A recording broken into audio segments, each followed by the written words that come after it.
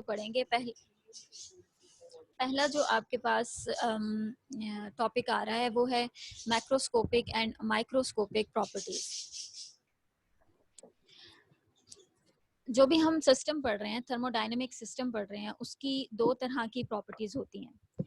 एक तरह की प्रॉपर्टीज कहलाती हैं मैक्रोस्कोपिक प्रॉपर्टीज और second type of properties are known as microscopic properties.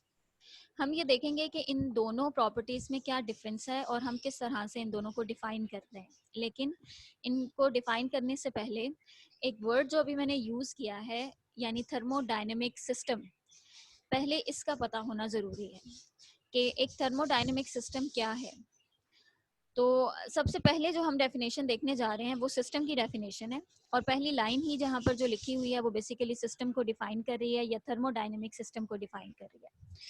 Thermodynamic system basically वो मैटर है, वो क्वांटिटी ऑफ मैटर है जिसको हम स्टडी कर रहे होंगे और इस पर जो शर्त है या इसकी जो कंडीशन है वो ये है, सिस्टम होने के लिए इसकी कंडीशन ये है कि इसकी डिस्टिंक्ट बाउंड्रीज होनी चाहिए, यानी स्पेसिफिक डिफाइंड बाउंड्री होनी चाहिए उस मैटर की, तब हम उसको सिस्टम कह सकेंगे। मतलब कि अगर आपने एक अमाउंट ऑफ गैस ले ली है और उसको कंटेनर में भर दिया है, किसी बॉक्स में भर दिया है, तो वो एक थर्मोडायनेमिक सिस्टम कहलाएगा। वो amount of gas thermodynamic system कहलाएगी क्योंकि आपने उसकी बाउंड्रीज डिफाइन कर दी हैं उस बॉक्स की शक्ल में। लेकिन दूसरी टर्म्स में आप उतना ही अमाउंट ऑफ गैस एयर में ले लें, ठीक है, ये जो आपके इर्द गिर्द कमरे में एयर मौजूद है और इसमें आप कहें कि इस कॉर्नर में या यहाँ पर इतनी अमाउंट ऑफ गैस को मैं सिस्टम कंसीडर कर रहा हूँ या कर रही हूँ, तो आपकी डेफिनेशन सिस्टम की कंप्लीट नहीं होगी क्योंकि एयर के अंदर उस अमाउंट ऑफ गैस की बाकी अमाउंट ऑफ गैस से कोई डिस्टिंक्ट बाउंड्रीज मौजूद नहीं है। कुछ मॉलिक्यूल्स उस अमाउंट ऑफ गैस से निकल भी सकते हैं और उसमें एंटर भी हो सकते हैं बाकी एयर के। लेकिन जो बॉक्स वाली एग्जांपल है, अगर आप उसमें देखें तो बाहर के मॉलिक्यूल्स उस बॉक्स के अंदर एंटर नहीं हो सकते या अंदर वाले मॉलिक्यूल्स बाहर नहीं जा सकते। तो जो बॉक्स वाली एग्जांपल है, this is basically known as the thermodynamic system. और जो दूसरी एग्जांपल मैंने आपको दी है कि एयर में रैंडमली आप इमेजिन कर लें कि इतना अमाउंट ऑफ गैस जो है वो आपका सिस्टम है, तो वो सिस्टम नहीं कहलाएगा। आई होप कि आपको दोनों में डिफरेंस समझ आ गया होगा कि क्यों हम एक को सिस्टम और दूसरे को सिस्टम नहीं कह रहे। जी बेटे, समझ आया है सिस्टम बेसिकली क्या है? यस मैम, समझ आ गया। हाँ जी, तो हमारा जो अमाउंट ऑफ मैटर है जिसको हमने स्टडी करना है, जिसके वॉल्यूम को, प्रेशर को, टेम्परेचर को स्टडी करना है, वो बेसिकली सिस्टम कहलाएगा। तब कहलाएगा जब उसकी बाउंड्रीज मौजूद होंगी, डिस्टिंक्ट बाउंड्रीज मौजूद होंगी। तो ये सिस्टम की डेफिनेशन है। इसको अगर आपके पास ये वाले नोट्स मौजूद हैं प्रिंट फॉर्म में तो आप बेशक इसको अंडरलाइन कर लीजिए, नहीं तो यहाँ पे नोट डाउन कर लीजिए अपनी डिवाइसेस में। इसके अलावा सिस्टम के बाद एक और वर्ड आता है सराउंडिंग। ये वर्ड जरा आप नोट करते जाइएगा, बहुत इंपॉर्टेंट वर्ड है। पहला वर्ड हमने पढ़ा सिस्टम, दूसरा वर्ड जो हम पढ़ने जा रहे हैं वो है सराउंडिंग। सराउंडिंग क्या होता है? जिस चीज को आपने सिस्टम कह दिया, जो सिस्टम की डेफिनेशन पे पूरा उतर रहा है, उसके इर्द गिर्द जो कुछ भी मौजूद है वो सराउंडिंग कहलाएगा। जी ठीक है, तो आपके सिस्टम के अलावा जो कुछ भी होगा वो बेसिकली सराउंडिंग कहलाएगा। Yes ma'am. और सराउंडिंग में भी जो कंडीशन है वो ये है कि सराउंडिंग वो चीज सराउंडिंग कहलाएगी जो कि डायरेक्टली उस सिस्टम के ऊपर इन्फ्लुएंस कर सकेगी। सराउंडिंग में आने वाला कोई भी चेंज उस सिस्टम में चेंज प्रोड्यूस कर सकता होगा या उसके साथ इंटरेक्ट कर सकता होगा। इसकी एग्जांपल ऐसे है कि अगर आपने अपना जो सिस्टम लिया हुआ है वो इस रूम में पड़ा है जहाँ पे आप इस वक्त बैठे हैं, तो इस रूम की जो बाहर की एयर है सिस्टम के अलावा वो सराउंडिंग कहला सकती है। दूसरे कमरे में मौजूद जो एयर है वो इस सिस्टम की सराउंडिंग नहीं होगी। ठीक है, तो दोनों एयर हैं आपके, दोनों रूम्स में सेम टाइप ऑफ मॉलिक्यूल्स मौजूद हैं, लेकिन जहां सिस्टम पड़ा हुआ है वहां पे मौजूद जो सराउंडिंग है, वहां पे मौजूद जो एयर है, उसके टेम्परेचर का चेंज, उसके वॉल्यूम का चेंज, उसके अमाउंट ऑफ मॉलिक्यूल्स का चेंज डायरेक्टली आपके सिस्टम पे इफेक्ट कर सकता है। लिहाजा आपके सिस्टम के लिए इसी कमरे की एयर जो है वो सराउंडिंग कहला सकती है, साथ वाले कमरे की एयर उसके सराउंडिंग नहीं होगी। जी, सराउंडिंग की समझ भी आ गई अब? यस ठीक है, तो ये यस मैम वर्ड्स ऐसे हैं जो कि आपने माइंड में बिठा लेने हैं और इसके बाद ये वर्ड्स बार बार रिपीट होंगे, तो इनकी जो प्रॉपर डेफिनेशन है वो आपके जहन में होनी चाहिए। अब सिस्टम की एक टाइप है, उसको हम कहते हैं आइसोलेटेड सिस्टम। ऐसा सिस्टम जिसको हम बाउंड कर दें कि उसमें से कोई मॉलिक्यूल, जो मैटर का मॉलिक्यूल है, वो बाहर लीव ना कर सके। कोई अमाउंट ऑफ एनर्जी, यहाँ पे बेसिकली एनर्जी से मुराद हीट एनर्जी होती है, कोई भी अमाउंट ऑफ एनर्जी वहां से बाहर ना जा सके, या इसी तरह से बाहर से कोई मॉलिक्यूल उस सिस्टम का हिस्सा ना बन सके और बाहर से कोई एनर्जी उस सिस्टम में ऐड ना हो सके, तो ऐसा सिस्टम आइसोलेटेड सिस्टम कहलाता है। यानी अगर मैं आपको एक एग्जांपल दूं, मैम एक बार फिर रिपीट कर दें। मैं कर देती हूँ, बिल्कुल कर देती हूँ। देखिए, आइसोलेटेड सिस्टम वो सिस्टम होता है जिसमें जो आपने जिस चीज को सिस्टम कंसीडर कर लिया है उसके अंदर जितना मैटर है वो उतना ही रहे, उसमें से कुछ भी पार्ट बाहर सराउंडिंग में ना जाए और सराउंडिंग का कुछ भी पार्ट उस सिस्टम का हिस्सा ना बने, इन टर्म्स ऑफ मैटर। दूसरा क्या है, इन टर्म्स ऑफ एनर्जी आप इसको डिफाइन करते हैं कि बाहर की कोई एनर्जी एब्जॉर्ब ना हो या अंदर की कोई एनर्जी बाहर जो है वो एक्सहेल ना हो, बाहर ना निकले, तो ऐसा सिस्टम जो है वो आइसोलेटेड सिस्टम कहलाता है। इसकी अब मैं एग्जांपल दूंगी तो आपको मजीद बेहतर समझ आएगा कि आपके सामने एक टेबल पड़ा है और उस पर मैं एक थर्मोस लेती हूँ। थर्मोस पता है सबको क्या होता है? Thermos flask. यस मैडम ये चाय वाला। हाँ, उसके अंदर हम एक 1 कप ऑफ हॉट टी डाल देते हैं, ठीक है, थर्मोस में, और उसको हम बंद कर देते हैं और 1 कप ऑफ टी ही हम एक कप में रखते हैं उसी टेबल पे। अब आपके पास दो सिस्टम्स हो गए, एक सिस्टम वो चाय का कप जो आपने रखा और एक जो है वो थर्मोस के अंदर जो आपने उतना ही अमाउंट ऑफ टी जो है वो डाल दिया। अब इनमें से एक जो सिस्टम है वो आइसोलेटेड है और दूसरा आइसोलेटेड नहीं है। आप बता सकते हैं कि कौन सा आइसोलेटेड है? वाला थर्मस वाला थर्मस वाला आइसोलेटेड है, और चाय का कप जो वैसे ही पड़ा है वो आइसोलेटेड सिस्टम नहीं है। अब क्यों नहीं है ये आप मुझे बताएंगे, या क्यों है इसकी रीजन आप बताएंगे? मैम ये इसलिए है क्योंकि थर्मस के अंदर, क्योंकि उससे हीट बाहर जा रही है कप से हीट बाहर जा रही है, ठीक है।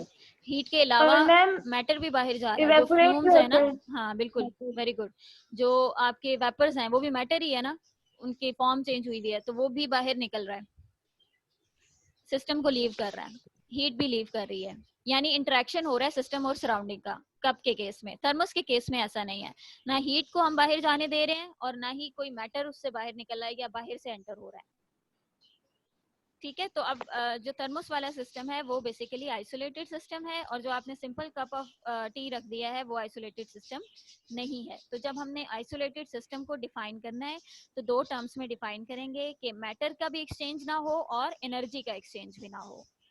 तो याद होगी ये डेफिनेशन आइसोलेटेड की? यस मैम यस मैम ठीक है। अब देखिए, अब हमारे पास स्टार्ट होता है मैक्रोस्कोपिक और माइक्रोस्कोपिक प्रॉपर्टीज का। अब हमने कुछ एबीसीज पढ़ ली हैं, कुछ चीजें डिफाइन कर ली हैं, अब हम प्रॉपर्टीज को डिफाइन करते हैं। जो आपका सिस्टम होता है, सराउंडिंग के साथ जो उसका इंटरेक्शन हो रहा है, अगर वो आइसोलेटेड नहीं है तो उसका जाहिर है सराउंडिंग से इंटरेक्शन होगा। उस इंटरेक्शन को हम मैक्रोस्कोपिक पैरामीटर्स में डिफाइन करते हैं। इजी टर्म्स में अगर आपसे ये कहूँ कि मैक्रोस्कोपिक प्रॉपर्टीज वो प्रॉपर्टीज होती हैं, मैक्रो MAC, ठीक है। मैक्रो वर्ड से आपको ये जहन में आ जाना चाहिए कि ये कोई बड़ी बड़ी चीजों की बात हो रही है, और माइक्रो से आपके माइंड में आना चाहिए कि ये कोई छोटी छोटी एंटिटीज की बात हो रही है। माइक्रो स्मॉल के लिए यूज होता है ना, and macro is for bigger quantity, bigger things, bigger sizes और एनीथिंग। तो मैक्रोस्कोपिक, स्कोप होता है देखना, ठीक है।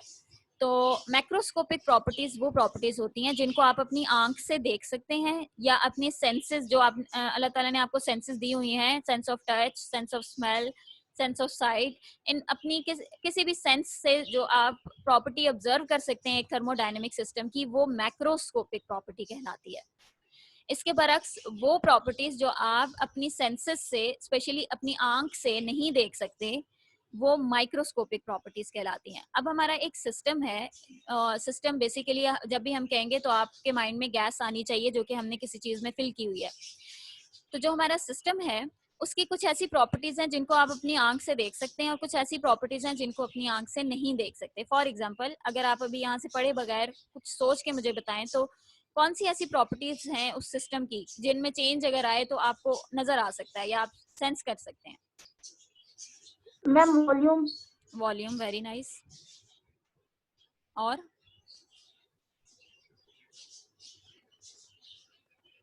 थर्मोडायनेमिक सिस्टम की सबसे इंपॉर्टेंट प्रॉपर्टी टेम्परेचर होती है। टेम्परेचर भी एक ऐसी प्रॉपर्टी है जिसको आप अपनी सेंसेस से ऑब्जर्व कर सकते हैं, ठीक है। बाय सेंस मतलब फॉर एग्जांपल आप किसी सिस्टम को, किसी बॉक्स को टच करके बता सकते हैं कि ये इसका टेम्परेचर बढ़ रहा है या इसका टेम्परेचर कम हो रहा है। तो ये टेम्परेचर भी एक मैक्रोस्कोपिक प्रॉपर्टी है आपके पास। इसी तरह से प्रेशर जो है वो भी मैक्रोस्कोपिक प्रॉपर्टी है। और जो फोर्थ प्रॉपर्टी है मैक्रोस्कोपिक, वो है अमाउंट ऑफ गैस। आप बता सकते हैं कि मैटर को देख के बता सकते हैं ना कि इसकी अमाउंट बढ़ गई है या इसकी अमाउंट कम हो गई है, बस समहाउ आप इस चीज को ऑब्जर्व कर सकते हैं। तो याद रखें ये चार प्रॉपर्टीज जिनको आप लेबोरेटरी में मेजर कर सकते हैं, जिनको आप अपने सेंसेस से ऑब्जर्व कर सकते हैं, वो मैक्रोस्कोपिक प्रॉपर्टीज हैं। और वो चार प्रॉपर्टीज कौन कौन सी हैं? Pressure, temperature, volume and amount of gas. तो अब ये सब लोग इसको याद कर लें, सब लोग इसको याद कर लें। ये चार प्रॉपर्टीज मैक्रोस्कोपिक प्रॉपर्टीज हैं जो कि सिस्टम के बिहेवियर को, उसके इंटरेक्शन को डिफाइन करती हैं। तो हमारे पास चार प्रॉपर्टीज कौन कौन सी हैं? प्रेशर, टेम्परेचर, वॉल्यूम और अमाउंट ऑफ गैस, वॉल्यूम। ठीक है। तो ये आपने आज के टास्क में इनको याद कर लेना है। इसके बरक्स हमारे पास वो प्रॉपर्टीज जिनको हम खुद से देख नहीं सकते, जिनको हम लेबोरेटरी में मेजर नहीं कर सकते डायरेक्टली, ठीक है। तो वो प्रॉपर्टीज जो है वो कहलाती हैं माइक्रोस्कोपिक, जिनमें बेसिकली हम दो तरह की प्रॉपर्टीज की बात करते हैं। एक वेलोसिटी ऑफ मॉलिक्यूल्स और दूसरे उसके काइनेटिक एनर्जी। क्योंकि हम खुद से मॉलिक्यूल्स को मूव करते हुए इतना विजिलेंटली, इतना एक्यूरेटली ऑब्जर्व नहीं कर सकते, ना ही हमारे पास कोई ऐसा पैरामीटर है, ना ही हमारे पास कोई ऐसा इंस्ट्रूमेंट है लेबोरेटरी में जो कि एक मॉलिक्यूल की मूवमेंट और उसकी वेलोसिटी को एग्जैक्टली मेजर करके बता सके। जैसे आपकी गाड़ी में स्पीडोमीटर लगा होता है ना, बाइक में लगा होता है, वो स्पीड बता रहा है। तो इसी तरह से ऐसा कोई स्पीडोमीटर हमारे पास मॉलिक्यूल ऑफ द गैस के लिए नहीं है। तो हम अंदाजन बता सकते हैं, एवरेज करके बता सकते हैं, लेकिन हम खुद से अपनी आंख से उसको ऑब्जर्व नहीं कर सकते। So velocity and kinetic energy are basically, average kinetic energy are basically microscopic properties. तो आई होप कि आपको मैक्रोस्कोपिक और माइक्रोस्कोपिक का जो डिफरेंस है वो क्लियर हो गया होगा। Yes ma'am. अच्छा, तो अब इसका जो लास्ट पैराग्राफ है वो मैं यहाँ से रीड आउट करने लगी हूँ। The macroscopic quantities are related to each other. जो भी आपने चार क्वांटिटीज पढ़ी हैं वो एक दूसरे से रिलेट कर रही हैं, ठीक है। और इसके लिए इक्वेशन याद रखें।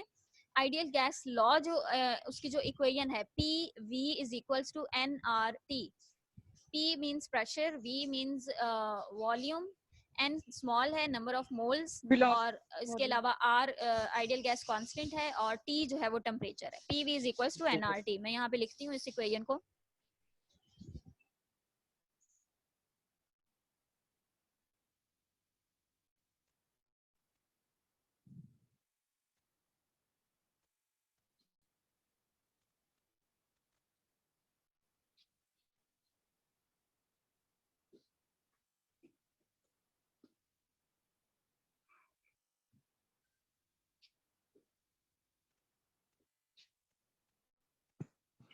जो ये इक्वेशन आपके सामने मैंने लिखी है रेड कलर में, P V is equals to N R T, ये बेसिकली कहलाती है आइडियल गैस इक्वेशन या आइडियल गैस लॉ।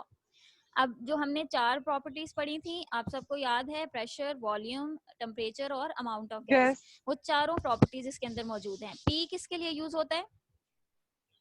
प्रेशर। ठीक है। और वी फॉर वॉल्यूम, एन जो है वो आपके पास नंबर ऑफ मोल्स हैं या अमाउंट ऑफ गैस आप उसको कह सकते हैं। वॉल्यूम के लिए आर जो है ये आइडियल गैस कांस्टेंट है, ठीक है। इसकी एक प्रॉपर वैल्यू है जो कि चेंज नहीं होती, ये भी एक यूनिवर्सल कांस्टेंट है।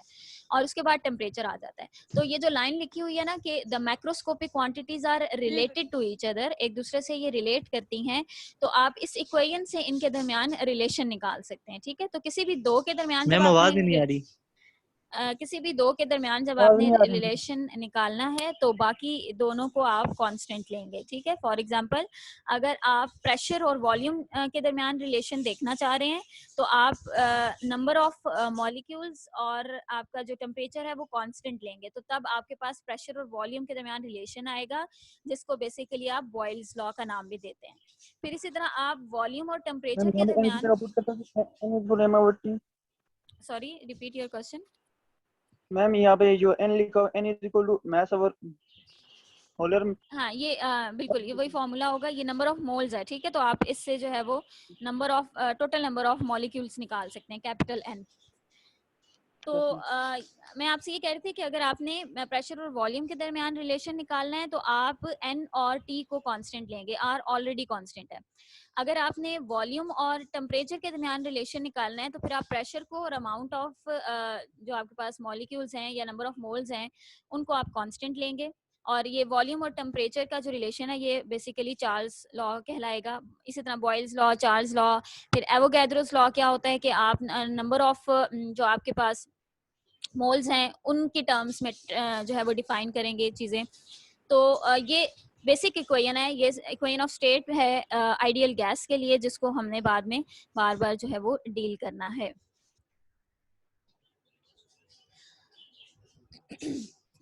अच्छा जी, अब हमारे पास नेक्स्ट जो है वो यहाँ पे लिखा हुआ है the macroscopic pressure and temperature is proportional to microscopic quantities average energy average velocity of the molecules of gas. तो अभी हमने ये देखा कि तमाम मैक्रोस्कोपिक आपस में रिलेटेड है, इसी तरह से मैक्रो और माइक्रो के दरमियान भी रिलेशन निकाला जा सकता है। तो जो प्रेशर है या टेम्परेचर है वो एवरेज एनर्जी, काइनेटिक एनर्जी या एवरेज वेलोसिटी से रिलेट किया जा सकता है। इसको सिंपली आपको समझा दूं कि जब आप किसी गैस के कंटेनर का टेम्परेचर बढ़ाते हैं तो उससे क्या होता है कि मॉलिक्यूल्स बहुत तेजी से वाइब्रेट करते हैं या बहुत तेजी से मूव करते हैं। तो उनका जो रैंडम मूवमेंट का इंक्रीज है वो बेसिकली उनके वेलोसिटीज को इंक्रीज करता है, और जब भी वेलोसिटी इंक्रीज होगी तो इसका मतलब है काइनेटिक एनर्जी में भी चेंज आएगा।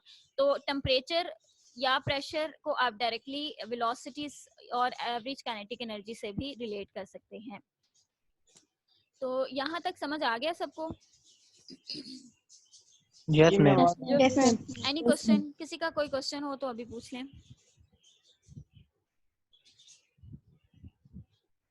No questions? No ma'am. Okay, no ma'am. अच्छा जी, अब है हमारे पास next topic zeroth law of thermodynamics. ठीक है, जीरोथ लॉ ऑफ थर्मोडायनेमिक्स क्या है, पहले इसकी स्टेटमेंट देख लेते हैं, उसके बाद फिर इसमें कुछ चीजें समझने वाली हैं वो मैं आपको समझा देती हूँ। इसमें हमने 3 सिस्टम्स लेने हैं और उन सिस्टम्स को नाम हमने दिया है ए, बी और सी। जीरोथ लॉ ये कहता है कि अगर 2 सिस्टम आपके ए और बी एक थर्ड सिस्टम सी के साथ थर्मल इक्विलिब्रियम में है तो इसका मतलब ये होगा कि वो आपस में भी थर्मल इक्विलिब्रियम में है। इसको आप इस तरह समझते हैं जैसे आप मैथ्स में एक प्रॉपर्टी पढ़ते हैं कि if A is equals to C, numbers की टर्म्स में अगर आप बात कर लें, अगर ए सी के इक्वल है और बी भी सी के इक्वल है तो आप क्या कहते हैं, ए और बी भी क्या है, इक्वल हैं। पढ़ी हुई है ना ये property, trichotomy property I guess इसको कहते हैं। तो इसी तरह से हाँ, तो इसी तरह से ये थर्मल इक्विलिब्रियम में भी अगर आपके 3 सिस्टम्स हैं और उसमें ए सी के साथ थर्मल इक्विलिब्रियम में है और बी सिस्टम सी सिस्टम के साथ थर्मल इक्विलिब्रियम में है तो इसका मतलब है ए और बी भी आपस में थर्मल इक्विलिब्रियम में होंगे। तो इस चीज को हम मजीद अंडरस्टैंड करेंगे जब हम ये समझ जाएंगे कि थर्मल इक्विलिब्रियम बेसिकली क्या है। तो सबसे पहले हम देखते हैं कि थर्मल इक्विलिब्रियम क्या है। ठीक है, तो यहाँ से इसकी डेफिनेशन देखिए, the system is set in thermal equilibrium in which pressure, volume, temperature and amount of substance have definite values and remain constant until external conditions are urged. कोई भी सिस्टम थर्मल इक्विलिब्रियम में कहलाएगा जब उसके, कोई भी 2 system thermal equilibrium में कहलाएंगे जब उनके प्रेशर की जो भी वैल्यू है, वॉल्यूम की जो वैल्यू है, उनका जो टेम्परेचर है और उनमें जितना अमाउंट ऑफ सब्सटेंस है वो सब का सब एक दूसरे के इक्वल हो। अगर ये चारों वैल्यूज मैच करती हैं, कांस्टेंट हैं, चेंज नहीं हो रही, तो फिर हम इसको क्या कहेंगे, ये कंडीशन क्या कहलाएगी, थर्मल इक्विलिब्रियम कहलाएगी। ठीक है, फॉर एग्जांपल आपने 2 बॉक्सेस में गैसेस रख दी हैं और बॉक्सेस को आपने जोड़ के रखा है और एक बॉक्स में आपके पास जो अमाउंट ऑफ गैस है, फॉर एग्जांपल अभी सिर्फ समझाने के लिए मैं कंसीडर करती हूँ कि 1 मोल ऑफ गैस आपने एक बॉक्स में भर दी, दूसरे में भी 1 मोल ऑफ गैस अगर है, फिर अगर पहले में प्रेशर 1 एटमॉस्फेरिक है, दूसरे का प्रेशर भी 1 एटमॉस्फेरिक है, पहले का वॉल्यूम 1 क्यूबिक सेंटीमीटर है, दूसरे का भी अगर 1 क्यूबिक सेंटीमीटर है, और दोनों का टेम्परेचर भी फॉर एग्जांपल 25 डिग्री सेंटीग्रेड है, तो आपके दोनों बॉक्सेस थर्मल इक्विलिब्रियम में होंगे। ठीक है, यस मैम। तो इसकी Yes, एक्सप्लेनेशन अब यहाँ से स्टार्ट हो रही है, इसको थोड़ा सा आपने समझना है। इसमें कुछ डेफिनेशंस आ रही हैं, ये आपको एक फिगर नजर आ रही है जिसमें दो सिस्टम्स आपको दिखाए गए हैं, सिस्टम ए और सिस्टम बी। सेम दूसरी साइड पे भी सिस्टम ए और सिस्टम बी है, लेकिन इनके दरमियान जो है वो एक दफा एडियाबैटिक वॉल लिखी हुई है जिसके साथ ब्रैकेट में इंसुलेटिंग लिखा है, और दूसरे में डायथर्मिक वॉल लिखा हुआ है जिसमें कंडक्टिंग लिखा है। ठीक है, तो पहले ये चीज उन्होंने समझाई है कि experiment shows that existence of equilibrium state in one system depends upon the nature of the wall separated them. दो सिस्टम्स जो हैं वो इक्विलिब्रियम में तब आएंगे जब आप एक उनके दरमियान जो वॉल है उसकी नेचर पे डिपेंड करेगा क्या वो इक्विलिब्रियम में आ सकते हैं या नहीं। देखिए अभी मैंने आपको दो बॉक्सेस की एग्जांपल दी थी और मैंने आपसे कहा सॉरी कि उन दोनों बॉक्सेस को जोड़ के रख दें, यही कहा था मैंने। ठीक है, तो अब मे बी आप में से किसी के माइंड में ये क्वेश्चन आया हो कि उन दोनों के दरमियान एक वॉल मौजूद है, ठीक है, और वो वॉल उनमें एक्सचेंज नहीं होने देगी, ना टेम्परेचर का एक्सचेंज, ना अमाउंट का एक्सचेंज आएगा, ना प्रेशर एक्सचेंज होगा, ना वॉल्यूम एक्सचेंज होगा। तो बिल्कुल ऐसा ही है, जो दो सिस्टम्स हैं उनके दरमियान जो वॉल है उस पर डिपेंड करता है कि ये दो सिस्टम्स इक्विलिब्रियम में आएंगे या नहीं। इसके लिए मैं वापस उसी एग्जांपल पे जाती हूँ जो हमने सबसे पहले डिस्कस की, जो थर्मोस, फ्लास्क और कप ऑफ टी की थी। अब मुझे ये बताएं कि वो जो हमने थर्मोस में चाय रखी, गर्म चाय रखी, और जो बाहर की सराउंडिंग थी, अगर मैं सराउंडिंग को एक सिस्टम कंसीडर करूं और जो थर्मोस के अंदर चाय मौजूद है उसको दूसरा सिस्टम कंसीडर करूं, तो क्या बाय डेफिनेशन ये दोनों सिस्टम थर्मल इक्विलिब्रियम में हैं? जी मैम है। कैसे? नहीं है। नो मैम नहीं है। अच्छा, अली ने कहा है कि थर्मल इक्विलिब्रियम में है और लाइबा इज सेइंग कि नहीं है। तो अब दोनों जरा अपने आंसर्स को डिफाइन कीजिए।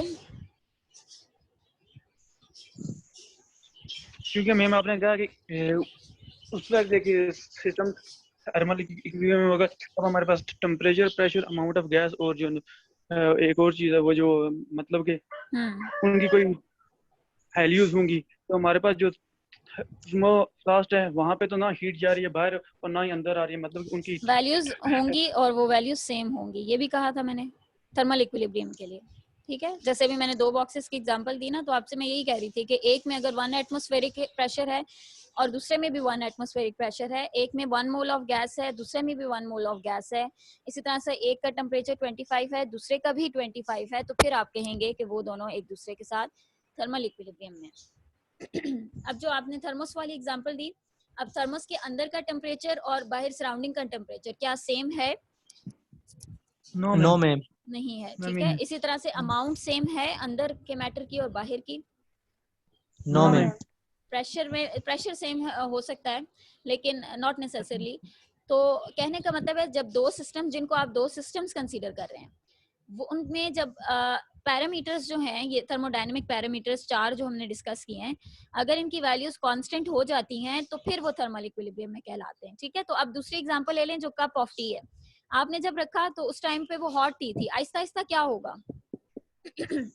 आहिस्ता सब वो ठंडी हो जाएगी। हाँ, और कितनी ठंडी होगी? देखिए आप फॉर एग्जांपल स्टडी कर रहे हैं और आपने अपने चाय का कप टेबल पे रखा है और आप भूल गए हैं, तो क्या वो ठंडी तो हो जाएगी, ये तो सबको पता है, लेकिन क्या वो ठंडी ही होती रहेगी? हाँ मैम, नो मैम, एक नो मैम, रूम टेम्परेचर तक। इससे ज्यादा भी ठंडी नहीं होगी। किस टेम्परेचर पे रुकेगी? रूम टेम्परेचर पे।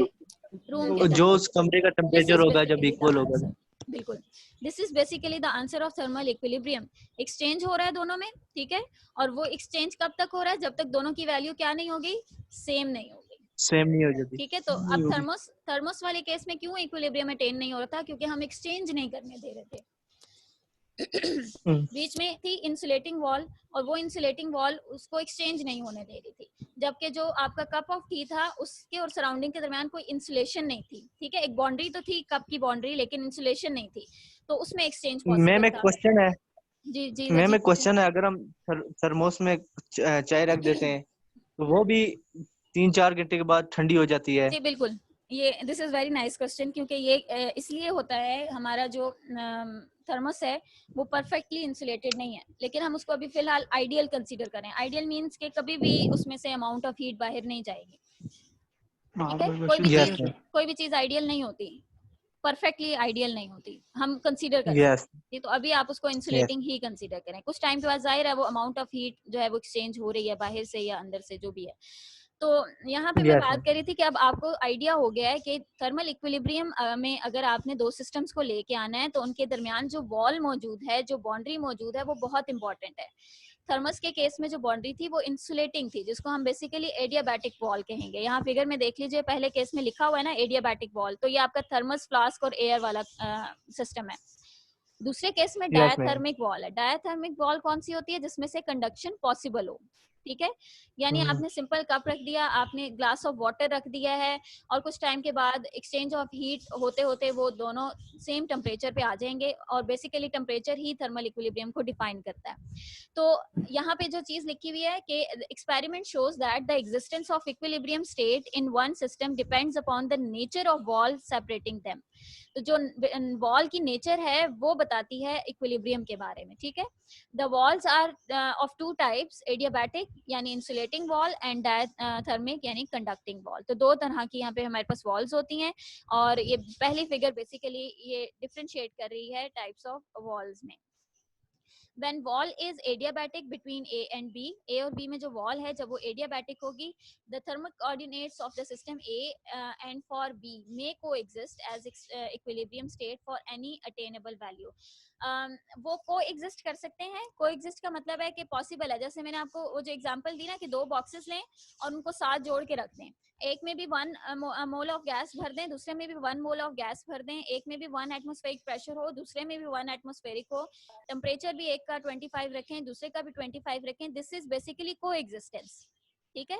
एक साथ दो वैल्यूज एग्जिस्ट कर रही हैं, दोनों सिस्टम्स के लिए सेम वैल्यू एग्जिस्ट कर रही हैं, लेकिन this is not a thermal equilibrium. Reason ये है, थर्मल इक्विलिब्रियम अटेन होने के लिए आपके पास exchange of heat, exchange of amount जरूरी है। फॉर एग्जांपल जो हमने कप की एग्जांपल ली, उसमें आप देख रहे हैं कि एक पहले हाई टेम्परेचर पे था, फिर हीट एक्सचेंज होती गई, और उसके बाद दोनों सेम टेम्परेचर पे आ गए। दिस इज नॉट को existence, this is thermal equilibrium, ठीक है। जबकि दूसरे केस में को एग्जिस्टेंस का मतलब होता है एक साथ एग्जिस्ट करना, यानी दोनों में एक साथ एक जैसी वैल्यूज एग्जिस्ट कर सकती हैं, डिपेंड करता है हमने किस तरह की वैल्यूज उनको प्रोवाइड की हैं।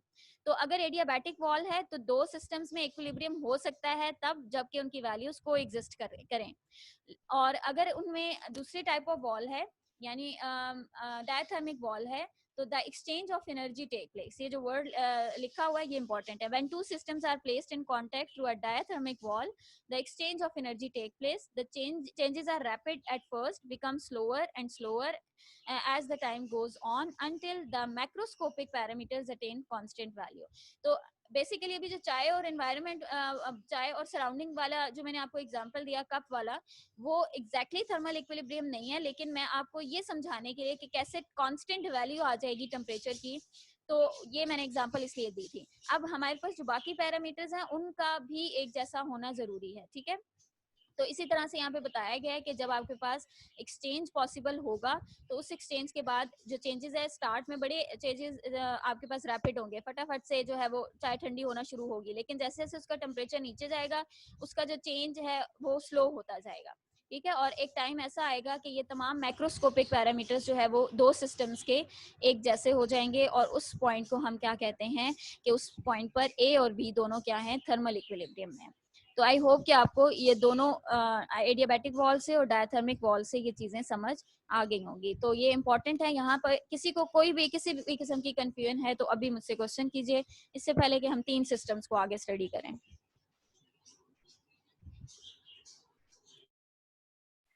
मैम अगर दो हम सिस्टम रख रहे हैं और दोनों में मतलब चीजें सारी सेम है, सारी क्वांटिटी सेम है, और वो दोनों इन टच नहीं है, तो क्या फिर वो थर्मल इक्विलिब्रियम में होंगे? इन टच ना होने का थर्मोडायनेमिक्स की टर्म में मतलब ये है कि उनके दरमियान एडियाबैटिक वॉल है, ठीक है, यानी कोई एक्सचेंज पॉसिबल नहीं है। तो वो थर्मोडायनेमिक इक्विलिब्रियम में नहीं होंगे, लेकिन को एग्जिस्टेंस ऑफ वैल्यू की वजह से हम कह सकते हैं कि वो इक्विलिब्रियम में है। Thermodynamic equilibrium is something else और just equilibrium is something else. तो अगर उनकी सिर्फ वैल्यूज मैच कर रही हैं तो फिर उनको हम कहते हैं कि उनकी वैल्यू सेम है, सो दे को एग्जिस्ट एज इक्विलिब्रियम। लेकिन अगर उनमें एक्सचेंज के बाद वो दोनों मिलकर एक वैल्यू को अटेन करते हैं, पहले दोनों की डिफरेंट थी, फिर उसके बाद मिलके वो एक मिड की या एवरेज वैल्यू अटेन कर रहे हैं, तो that is basically thermal equilibrium. Is it clear? Yes sir. Yes ठीक है, जैसे आप मैथ्स में टर्म्स यूज करते हैं ना, एक आपके पास टर्म होती है इक्वल और एक होती है इक्विवेलेंट या इक्विवेलेंट, इक्विवेलेंट। ठीक है, वो आपकी प्रोनाउंसिएशन, आप उसको कुछ भी बोल सकते हैं, इक्विवेलेंट बोल सकते हैं, इक्विवेलेंट बोल सकते हैं, एक ही। लेकिन इक्वल और इक्विवेलेंट का मीनिंग एक जैसा हो सकता है, लेकिन उनमें जो रीजनिंग है वो डिफरेंट है, ठीक है। दो चीजें इक्विवेलेंट कब होंगी या दो चीजें इक्वल कब होंगी, ये डिफरेंट है। तो इसी तरह यहाँ पर भी coexist as equilibrium and thermal equilibrium, दोनों इक्विलिब्रियम है लेकिन उनकी कंडीशंस डिफरेंट है। जी ठीक है यहाँ तक? Yes ma'am. ओके, मैं इसको यहाँ पे स्टॉप कर रही हूँ और न्यू मीटिंग लिंक आपको सेंड करती हूँ, फिर उससे आगे हम स्टार्ट करते हैं। 5 मिनट्स है आपके पास, एक दफ़ा अपने नोट्स को जहाँ तक हमने पढ़ा है तब तक देख लें, जब तक आपके पास न्यू मीटिंग का लिंक आता है।